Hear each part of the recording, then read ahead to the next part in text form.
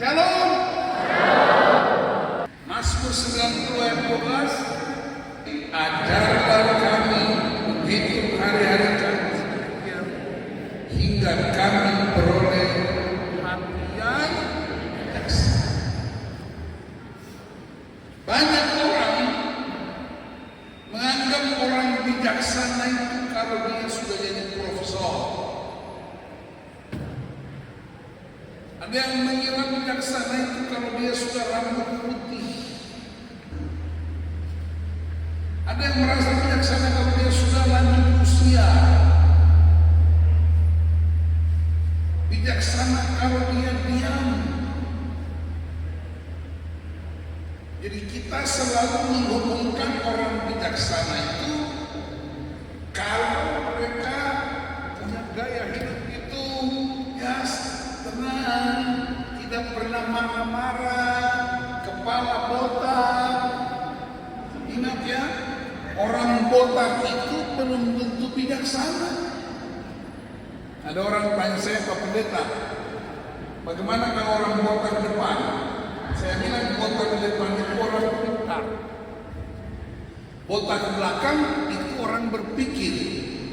Kalau botak dari depan ke belakang, dia pikir dia pintar. Jadi selalu orang menghubungkan bijaksana itu profesor, pendeta.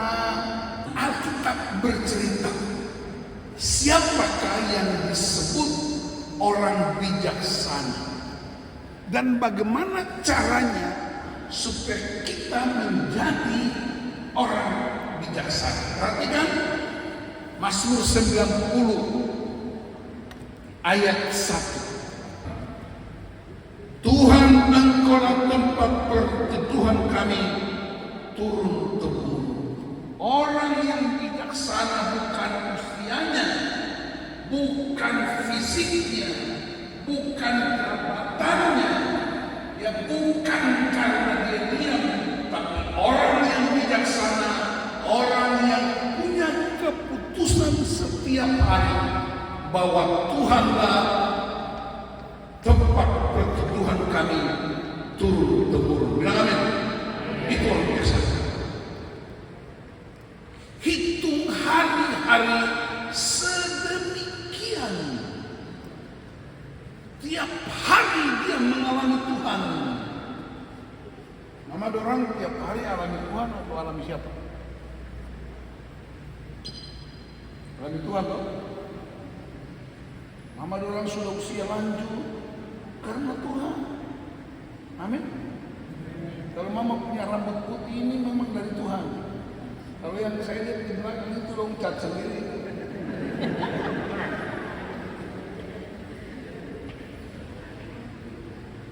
Tuhan, Engkau tempat perteduhan kami turun-temurun. Yang ucapkan ini siapa? Musa. Ini kan doa Musa abdi Allah. Musa itu hidup di istana Raja Firaun. Dipelihara di istana raja selama 40 tahun. Semua kebutuhan terpenuhi. Tidak ada yang kurang. Tuhan utus dia ke padang gurun, dilatih 40 tahun. Tidak ada yang kurang. Tapi dalam situasi yang luar biasa, dia berkata, tempat perteduhanku bukan istana di Firaun, bukan istana di Mesir, bukan pasukan tentara yang luar biasa, tapi tempat perteduhan kami, Tuhan Allah yang hidup, turun temurun. Amin. Turun temurun artinya turun temurun. Turun temurun artinya turun temurun. Tapi lihat dong, begitu ada problem cari dukun, cari doki-doki. Ada di sini atau tidak? Di Kendari. Akhirnya apa? Nenek sakit kanker, bilang karena keturunan punya turunan itu kanker. Oh, saya diabetes karena keturunan. Oh, saya kanker karena keturunan. Kalau Anda berkata itu penyakit keturunan, Anda tidak percaya kematian Kristus di salib. Justru di salib itu segala kutub sudah diakhiri. Amin. Jadi Tuhan tempat perteduhan turun-temurun. Berarti tidak ada keturunan lagi, tidak ada penyakit keturunan. Yang ada itu adat keturunan. Jadi kalau orang tua mati potong tedong 300 ekor, akhirnya berutang, pinjam, pulang kampung, barang anak tidak lulus sekolah, hanya untuk kubur orang tua di kampung sana. Itu bukan turun-temurun itu. Memang kita orang Toraja ini percaya Tuhan tak masih potong tedong sampai 300 ekor, utang lagi, bikin masalah di kota di mana-mana. Bilang sama sebelah, bertobatlah.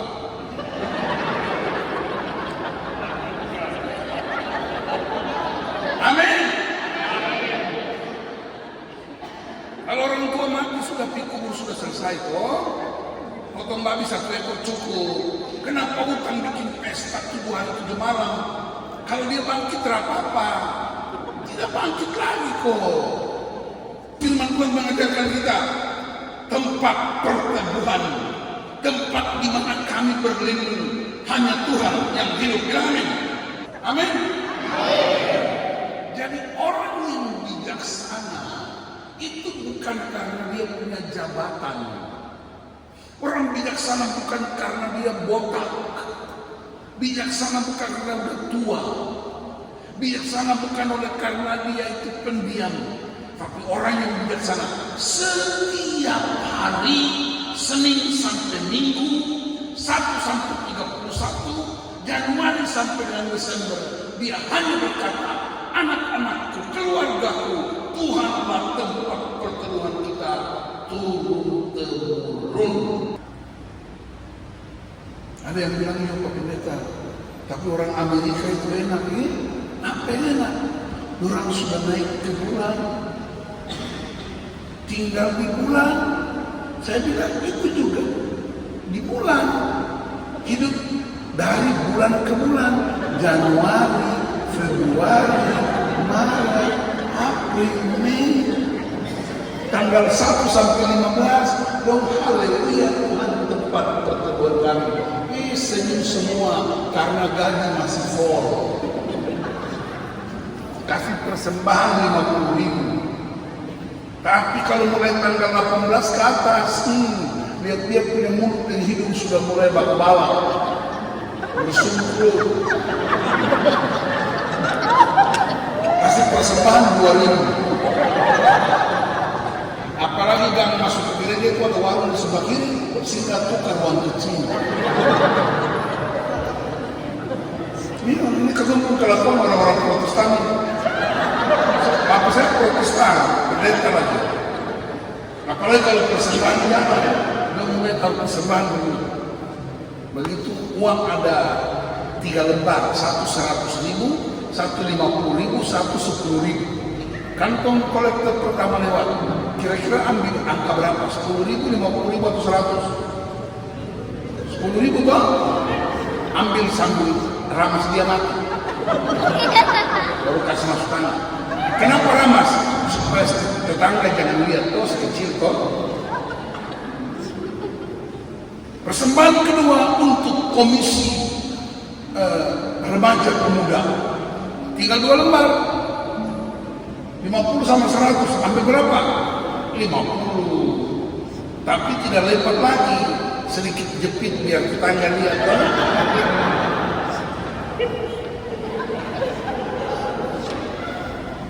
Persembahan ketiga untuk menolong panti asuhan di Pemalang. Tinggal 100.000. Persembahan lewat. Ambil ke tidak? Dia tidak ambil, tapi dia bikin begini. Itu kantong bukan hormat dia, taruhan. Dia pilih ketemu kalau orang-orang Protestan, apalagi orang Toraja. Persembahan di gereja 20.000, kan potong tedong 30 ekor. Apakah kau punya mama yang mati itu dia selamat engkau? Tuhan yang selamat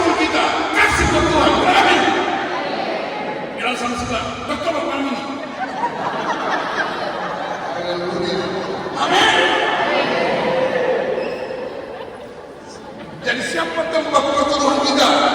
Tuhan jangan cuma cerita Tuhan tempat pertemuan kita, tapi sakit pergi ke kuburan, sakit pergi ke sana di orang tua, tanpa kita pergi ke mati, hidup saja tidak baca Alkitab. Bagaimana orang mati kasih Alkitab buat dia?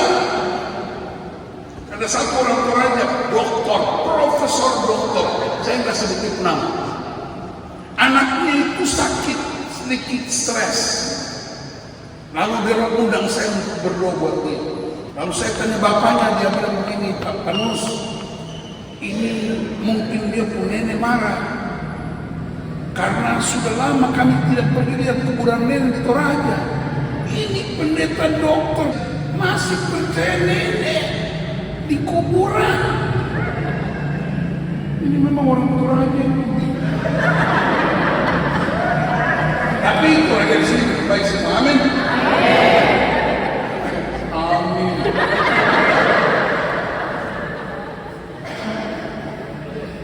Mari kita putuskan hari ini tempat pertemuan kita untuk kuburan, amin. Saya bangga sekali dari anak muda ini. Enggak gampang loh ketemu anak muda di gereja.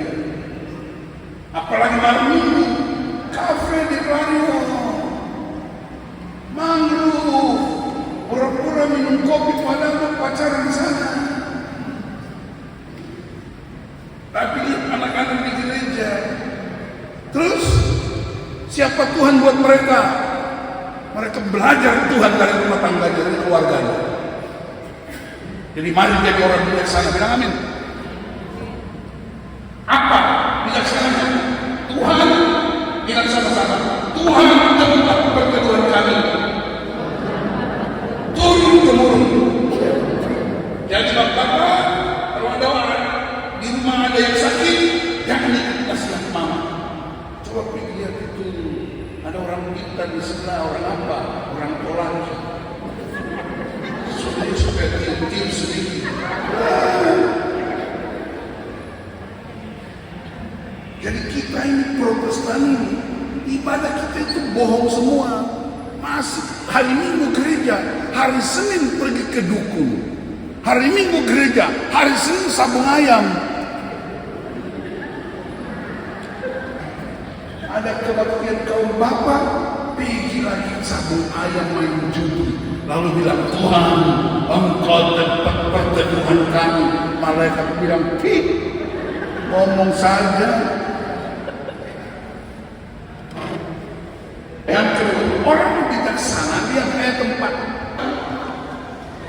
Sebab di matamu 1000 tahun sama seperti hari kemarin. Apabila berlalu atau seperti suatu giliran jaga di waktu malam. Engkau menghanyutkan manusia mereka seperti mimpi, seperti rumput yang bertumbuh. Di waktu pagi berkembang dan bertumbuh, di waktu petang lisu dan berlalu. Yang kedua, orang bijaksana, dia sadar hidupnya terbatas. Katakan hidup itu terbatas. Bagaikan apa? Rumput di waktu pagi tumbuh berkembang, sore sudah lisu dan layu. Kitab Ayub bilang hidup seperti bunga yang pagi mekar, sore sudah lisu. Bagaikan bayang-bayang sebentar sudah berlalu. Jadi orang yang sadar hidupnya, dia tahu Tuhan itu penguasa tunggal, dia tahu Tuhan tempat perteduhan, sadar hidup kita terbatas. Karena itu mesti berguna buat gereja, berguna buat masyarakat, berguna buat anak cucu kita. Tidak ada waktu lagi untuk berleha-leha lagi, karena waktunya kita beritakan Injil Kerajaan Allah supaya banyak orang mendengar kabar baik dari gereja. Bilang amin. Hidup terbatas. Di Cina, saya sebelum COVID itu kami sering perayaan di Cina. Orang Cina itu punya cerita kuno. tentang usia manusia. Kalau Alkitab bilang usia kita seperti rumput, atau seperti bayang-bayang, atau seperti bunga. Di Cina kuno, manusia itu ditetapkan dewa usia hanya 15 tahun.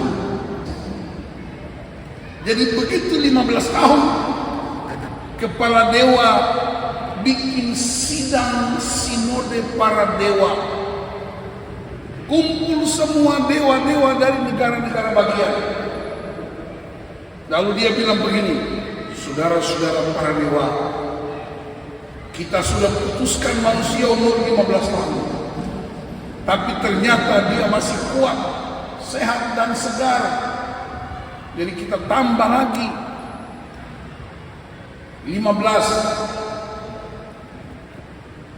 supaya dia bisa hidup terus. Tambahlah 15 tahun. Satu dewa tanya, dapat usia 15 dari mana? Kepala dewa bilang, ambil usia kuda. Ambil usia kuda, tambah ke manusia ini. Jadi berapa tahun? 15 tambah 15, 30 tahun. Itulah sebabnya orang yang hidup di luar firman Tuhan, usia 30 tahun kelakuan kayak kuda.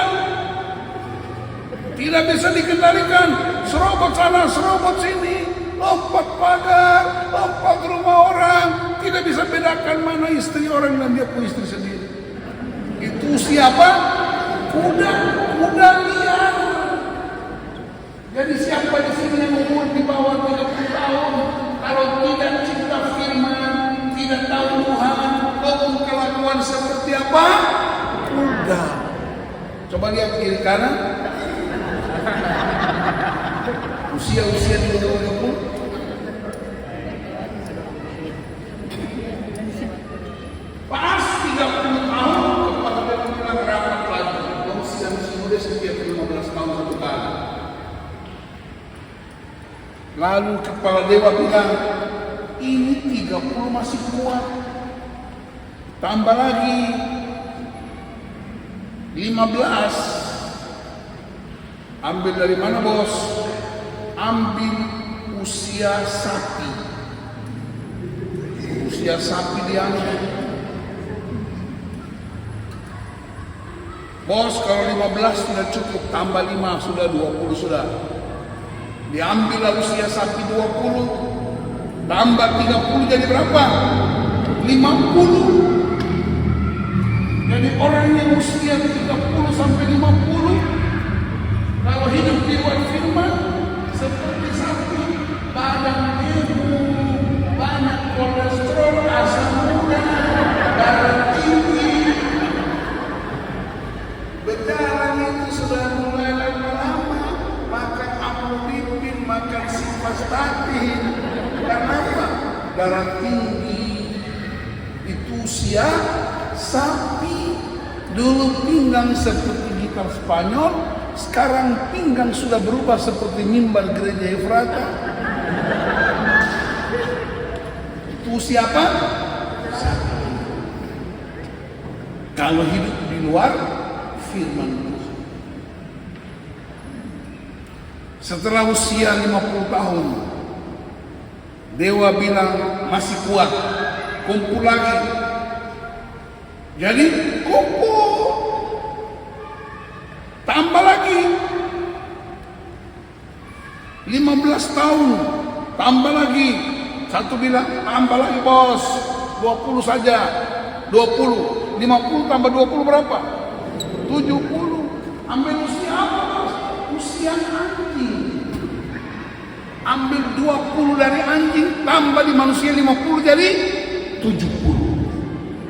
Jadi orang yang usia 50 sampai 70, kalau dia hidup di luar firman Tuhan, dia kerjanya gonggong terus, gonggong anak mantu, gonggong cucu, gonggong pendeta, gonggong majelis. Itu dia. Usia 50 sampai 70. Siapa itu? Setelah 70 tahun, kepala dewa rapat lagi. Rapat. Ada apa lagi, bos? Masih kuat ini 70. Tambah lagi 20. Tambah 20 lagi. Ambil dari mana, bos? Ambil usia monyet. 70 tambah 20 berapa? 90. Makanya orang 70 sampai 90 kelakuan kayak monyet. Dia punya air liur meleleh. Tapi ingat, sampai di rumah kalau ada nenek umur 70-90 jangan bilang nomornya deh. Itu legenda Cina kuno. Ada di Alkitab? Tidak ada, namanya juga legenda. Tapi Alkitab bilang, anak-anak Tuhan diingatkan usiamu seperti rumput yang bertumbuh di waktu pagi, petang sudah lusuh kembali. Artinya hidup kita mesti berguna buat Tuhan, gereja dan keluarga. Tapi banyak pria khususnya masalah terus di gereja. Satu ibu dia konseling, datang sama suaminya.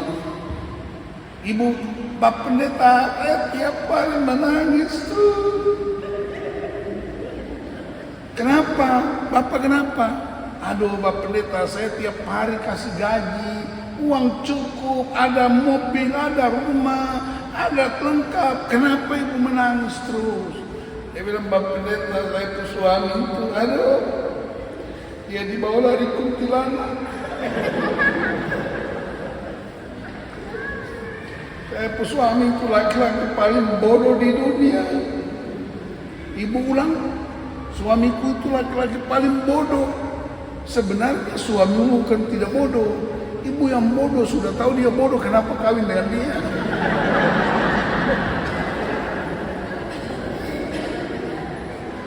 Lalu saya tanya bapak ini, bapak ini mau bangun rumah tangga atau bangun rumah duka? Tiap hari istri menangis terus. Anak-anak lihat mama tiap hari menangis. Anak-anak bilang, saya tidak mau kawin lagi karena kawin itu penuh penderitaan. Mama tiap hari menangis terus. Lihat, mereka luka. Tuhan tempat perteduhan macam apa? Mama tiap hari menangis. Mama pergi ke gereja, pergi ke perki, pergi ke kebaktian rumah tangga, ikut KPI. Suami tidak pernah datang ke gereja. Masuk gereja 1 kali dalam 1 tahun pas perjamuan kudus. Lalu pendeta datang, Bapak kenapa tidak ke gereja? Aduh, Bapak pendeta lupa. Dulu waktu Bapak pendeta berkata kami di gereja, Bapak pendeta bilang apa? Mereka bukan lagi 2, tetapi 1. Jadi kalau saya punya istri ke gereja, itu saya sudah ikut, kan 2 jadi 1. Pendeta bilang, ya betul juga ya. 1 kali Bapak ini mati. Bapak ini asli orang Toraja. Dia menghadap pintu sorga. Istrinya juga meninggal, kan sama-sama sudah tua. Malaikat bilang, ibu masuk sorga, Bapak tidak usah. Jadi saya kemana? Pulang sabung air saja. Kenapa saya tidak masuk, malaikat? Oh, masih ingat? Dulu hambaku memberkati kalian. Hambaku bilang apa? Mereka bukan lagi 2, tetapi 1. Jadi kalau kau punya istri masuk surga, berarti kau sudah masuk. Kau pulang saja, karena hanya diwakili. Masuk surga tidak pakai perwakilan. Amin, Pak. Amin. Makanya rajin gereja. Amin. Bilang sama bapakku di samping, masuk surga itu tidak pakai perwakilan. kesel sama bapak.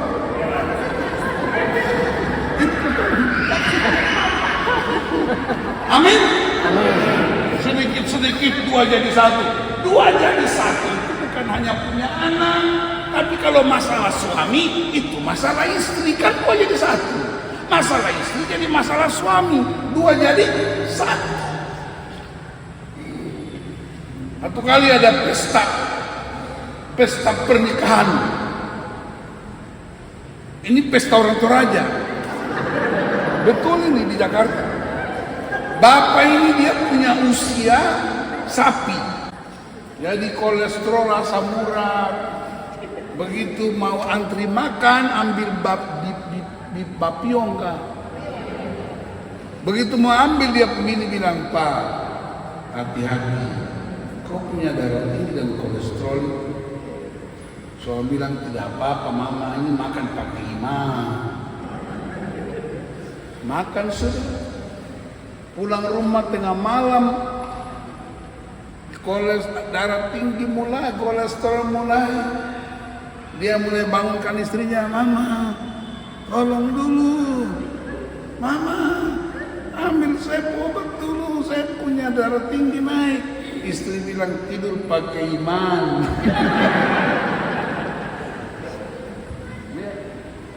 Kita ini nabi Tuhan tapi kelakuan beda. Mari hidup kita berguna buat keluarga kita. Bilang amin. Hidup kita berguna buat anak-anak kita. Hidup kita berguna untuk pekerjaan Tuhan. Yang ketiga, ayat 8. Orang bijaksana, engkau menaruh kesalahan kami di hadapan-Mu dan dosa kami yang tersembunyi dalam cahaya wajah-Mu. Sungguh segala hari kami berlalu karena gemas-Mu. Kami menghabiskan tahun-tahun kami seperti kendur. Orang yang bijaksana hidupnya terbuka siang malam. Hidupnya dapat dibaca oleh keluarganya. Tidak ada rahasia apapun. Suami istri tidak ada simpan rahasia. Dalam Kejadian 2 ayat 25, mereka keduanya telanjang, manusia dan istrinya itu, tetapi mereka tidak merasa malu.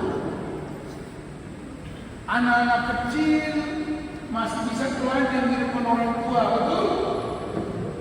Tapi anak kita yang umur 10 tahun, anak gadis, anak laki umur 7 tahun, dorang sudah malu-malu telanjang di depan orang tuanya. Siapa yang orang tuanya masih hidup boleh lambaikan tangan? Yang orang tua masih hidup. Nah, pernah waktu Natal, dorang pergi kunjungi orang tua, bawa babi panggang 1 porsi sambil telanjang di depan orang tua. Selamat Natal Bapak. Selamat Natal Mama. Ada dan tidak? Tidak, karena kita sudah dewasa. Tapi saya mau tanya, suami istri bisa telanjang atau tidak? Berdua, suami istri bisa telanjang berdua? Bisa. Coba bilang, itu yang kita suka. Kenapa bisa suami istri telanjang berdua? Karena satu daging. Amin. Amin, Pak Dokter. Bisa suami istri telanjang berdua? Mana itu? Bisa telanjang di kamar tidur bersama istri bisa? Bisa. Di kamar mandi? Bisa. Di ruang tamu? Bisa. Tidak ada tamu. Kenapa bisa? Suami dan tidak merasa malu. Sekali-sekali Pak Dokter ya, sama ibu, anak-anak sudah ke sekolah, tutup horden, tutup pintu-pintu, ibu lagi masak sambil telanjang. Masak sayur, Bapak mau makan sayur apa? Lalu Bapak buat komputer sambil telanjang, ada mama. Boleh atau tidak? Boleh. Kenapa? Suami istri, lain memang di rumah ngapain telanjang juga? Nah itu ayatnya apa? Hidup kami terbuka. Jadi kalau ada pria yang handphonenya, passwordnya istri tidak tahu, password ATM istri tidak tahu, pria itu patut dicurigai. Kenapa telanjang saja sudah berdua? Kenapa ATM tidak boleh istri tahu? Kenapa istri tidak boleh tahu itu password handphone? Telanjang sudah berdua kok masih simpan rahasia lagi. Coba ibu-ibu yang dulu dekat suaminya bilang begini, bapak telanjang dengan saya saja. Jangan bilang sama orang belakang. Amin. Hidup apa? Terbuka. Itulah sebabnya kita berkata, kamu adalah surat Kristus yang terbuka. Tuhan waktu ciptakan dunia, Tuhan tidak singkirkan gelap. Tapi Alkitab bilang Tuhan memisahkan terang dan gelap, supaya terang itu bercahaya di dalam kegelapan. Itulah sebabnya Yesus berkata, kamu adalah terang dunia. Coba bilang sama orang sebelah, kamu adalah terang dunia. Amin. Satu kali Tuhan ketemu Salomo, mintalah apa yang hendak aku berikan kepadamu. Dalam tradisi raja-raja di zaman itu, raja itu punya 5 kebutuhan penting. Dua tawari satu, nanti baca di rumah. 5 hal menjadi kebutuhan raja: kekayaan, harta benda, nyawa pembenci para musuh, kemuliaan, dan umur panjang. Ketika Tuhan tanya Salomo, Salomo tidak minta 5 ini, tapi dia minta apa? Hikmat, itu kebijaksanaan. Setelah dia minta hikmat, Tuhan bilang apa? Karena engkau minta hikmat, aku tambahkan 5 ini. Yang ditambahkan itu namanya bonus. Berarti kekayaan itu bonus.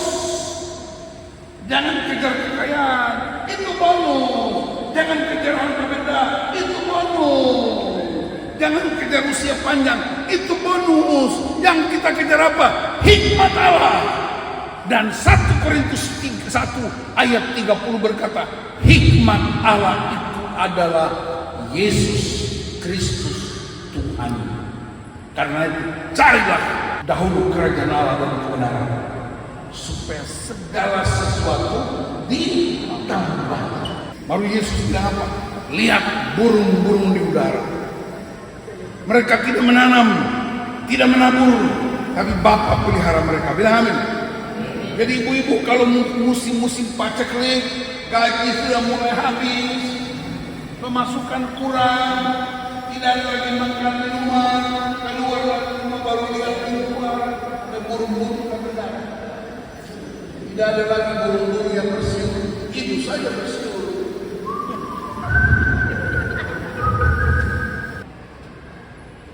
Lihat bunga bakung, ini bunga palsu. Asli loh. Ya maksudnya bukan bakung ini. Lihat bunga ini, tidak menanam, tidak memintal, tidak menurun, tapi dia lebih indah dari pakaian Raja Salomo. Amin. Pakaian Raja Salomo paling indah di muka bumi, tapi bunga bakung lebih indah dari pakaian Raja Salomo. Tuhan membuktikan apa? Kamu lebih indah dari bunga itu. Satu kali saya khotbah di Semarang. Begitu saya mau masuk khotbah, ibu satu usia kira-kira 65 tahun. Lalu ibu itu bilang, Pak Pendeta, saya mau tanya. Saya bilang, ibu saya mau khotbah. Tanya apa? Cepat-cepat. Saya cuma mau tanya, kenapa orang Ambon itu hitam? Wih, saya hampir tidak mau khotbah. Betul, itu di Semarang. Kira-kira 8 tahun lalu. Saya bilang, aduh Tuhan, kenapa ketemu ibu ini? Dia bercandanya bagus, cuma tidak tepat waktunya. Saya sudah mau khotbah, ini sudah berapi-api ini pemusik. Tapi karena saya harus khotbah, saya menghadap ke belakang, baru saya bilang, Tuhan, kira-kira ada ayat yang berbeda orang itu. Langsung saya buka itu iPad karena itu cepat. hitam. Saya ketemu Kidung Agung 1 ayat 5 bilang begini, sekalipun aku hitam tapi manis. Haleluya. Ternyata sekarang sudah ganti, sekalipun aku hitam tapi cantik. Itu untuk putri-putri Yerusalem. Jadi bilang sama orang sebelah yang hitam, bilang begini, Anda hitam tapi manis. Amin. Jadi kita berharga bukan karena jabatan. Jadi penatua diaken untuk melayani, bukan sombong di sukunya. Bapak penatua, apalagi waktu nyanyi tadi ya, Nona pimpin pujian, ayo kita memuji Tuhan. Allah itu baik. Saya menjeling ke belakang, saya lihat ada beberapa orang dong tepuk tangan begini. Allah itu baik. Ini tukang main judi ini kocok. Orang punya gaya tepuk tangan di gereja Protestan. Berarti bekas main judi, main kartu. Ada yang tepuk tangan begini.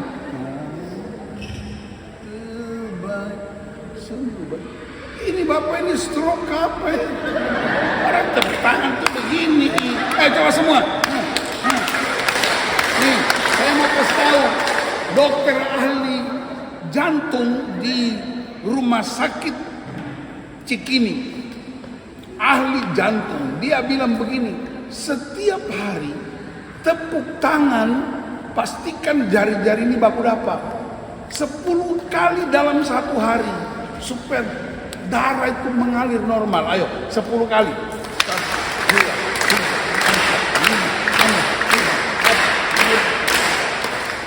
Tiap hari, pagi, siang, malam, itu darah mengalir. Tidak usah ke dukun. Nah, mau sehat? Amin. Tepuk tangan 10 kali.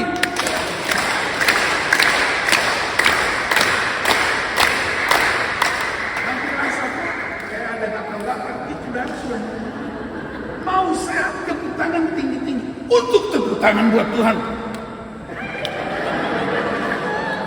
Coba lihat. Tepuk tangan buat Tuhan begini. Mau sehat, sama jiwa sehat begini. Bah. Jadi tepuk tangan buat Tuhan. Ayo semua. Allah itu, 1, 2, 3. Allah itu baik, sungguh baik bagimu. Amin. Itu caranya orang tepuk tangan. Cuma nona dong tidak bisa paksa orang tua tepuk tangan.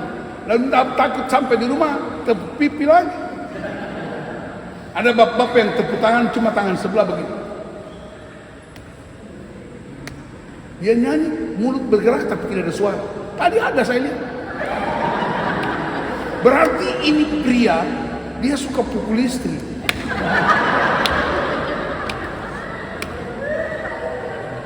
Tapi ada ibu-ibu yang tepuk tangan semangat betul. Itu apa? Dia suka sikat suaminya. Jadi tepuk tangan itu kelihatan ini bersukacita atau kepahitan. Jadi kita tepuk tangan buat Tuhan. Amin. Sukacita, bapak ibu-ibu.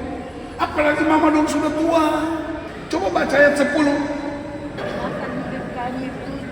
Masa hidup kami 70 tahun, 80 tahun. Jadi mama umur 68, 2 tahun lagi 70. Habis itu apa? Lanjutkan? Lanjut. Lihat. Masa hidup kami 70 tahun. Dan jika kami kuat 80 tahun. Dan kebanggaannya adalah kesukaran dan penderitaan. Jadi ternyata umur 70-80 itu bukan batas usia manusia. Itu ucapan Musa. Musa 40 tahun di istana Mesir, 40 tahun di padang gurun. Berarti berapa tahun semua? 80 tahun masih kuat. hidup dengan Tuhan dan umatnya. Dia berguna buat generasi baru. Sehingga dia bilang 70 sampai 80. Tapi Alkitab menentukan usia itu 120 tahun. Menurut kitab Kejadian pasal 6. Tapi Musa bilang, aku sudah 80 tahun, masih kuat. Tidak bikin masalah buat cucu-cucu. Amin. Rajin beribadah, rajin berdoa, dan terus memberkati anak cucu. Tapi bangganya apa? Penderitaan. Memang kalau udah orang tua itu menderita. Anak-anak tidak mau dengar lagi, cucu-cucu tidak mau dengar lagi. Kenapa? Waktu kita masih muda, kita tidak suka lawan nenek dan tete. Waktu masih kecil suka lawan orang tua. Waktu tua tabur tuai rasa itu Makanya anak muda jangan melawan orang tua. Amin. Supaya nanti kalau orang tua jangan dilawan sama anak-anak. Lihat kalau punya orang tua itu berdoa supaya semua sampai 80. Amin. Jangan ada yang mati dulu Bilang sama sebelah, jangan mati dulu.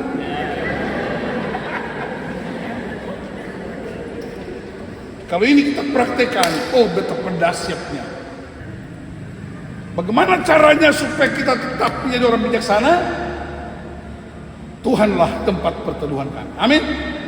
Sadar hidupmu terbatas. Hidup ini adalah siapa yang bangun dengan bisa? Mari adik-adik kami. Mari semua bangun berdiri. Hidup ini adalah kesempatan. Haleluya.